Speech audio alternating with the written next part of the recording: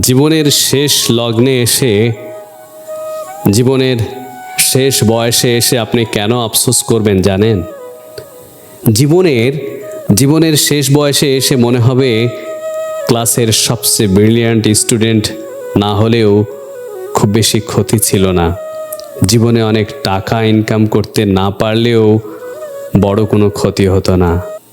জীবনের শেষ বয়সে এসে মনে হবে দুর্বল কারো সাথে ক্ষমতা না দেখালেও চলতো।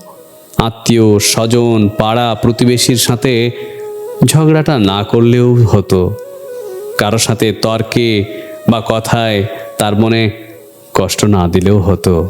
জীবনের শেষ বয়সে এসে যখন সব কিছুকে মূল্যহীন মনে হবে, তখন শেষ চাওয়াটাই হবে কষ্ট ছাড়া স্বাভাবিক জীবন।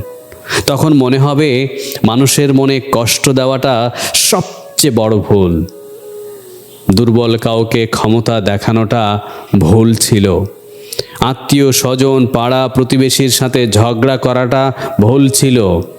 জীবনের শেষ বয়সে এসে তখন মনে হবে মানুষের দোয়া আশীর্বাদ পাওয়াই হতো প্রকৃত সফলতা বা অর্জন, যা আমি করতে পারিনি। শেষ বয়সে তীব্র শ্বাসকষ্টে নিঃশ্বাস নিতে নিতে তখন মনে হবে মানুষের দোয়া আশীর্বাদই শ্রেষ্ঠ সম্পদ।